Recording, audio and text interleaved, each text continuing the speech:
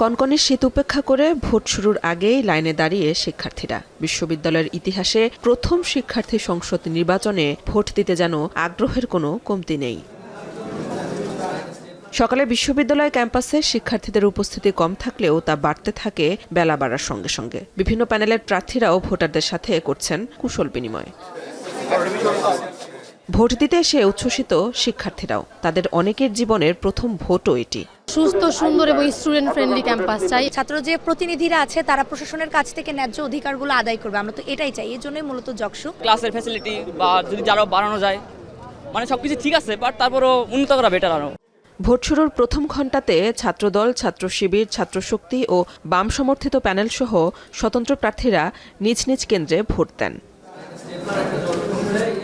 তবে ভোট শুরুর ঘণ্টা দেড়েকের মধ্যে শুরু হয় বিভিন্ন প্যানেলের পাল্টাপাল্টি অভিযোগ। ছাত্রদলের অভিযোগ, আচরণবিধি ভঙ্গ করে ছাত্র শিবিরের লোকজন স্লিপ নিয়ে কেন্দ্রে প্রবেশ করছে।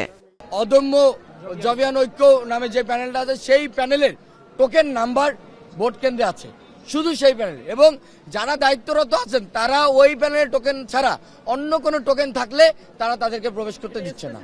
অন্যদিকে ছাত্র শিবিরের ভিপি প্রার্থী অভিযোগ করে বলেন, নারী ভোটারকে হেনস্থা, প্যানেল পরিচিত কেন্দ্রে নিয়ে আসা, শিক্ষার্থীদের ম্যানুপুলেট করা সহ ক্যাম্পাসের ভেতরে ও বাইরে অস্থিতিশীল পরিস্থিতির চেষ্টা করছে ছাত্রদল।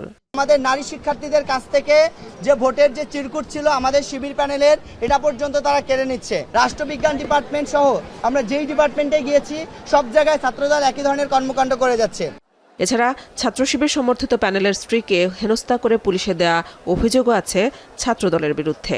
মাহিমা আক্তার, যিনি আমার ওয়াইফ, তাকে আমাদের ছাত্রদলের ভাইরা শারীরিকভাবে হেনস্থা করে, লাঞ্ছনা করে, এমনকি তাকে পরিচয় দেওয়ার পরেও তাকে লাঞ্ছনা করে। পরবর্তীতে তাকে জামাতের লোক বলে তাকে পুলিশের প্রিজন ভ্যানে তুলে দেয়।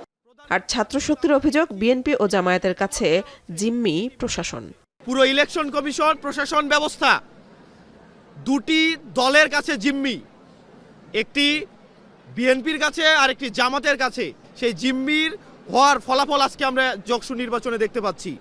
ইউনিভার্সিটি টিচার্স লিগ জগন্নাথ বিশ্ববিদ্যালয় চ্যাপ্টারও ছাত্রদলের বিরুদ্ধে আচরণবিধি ভঙ্গের অভিযোগ এনে বলেন, সবার জন্য সমান সুযোগ নিশ্চিত করতে হবে।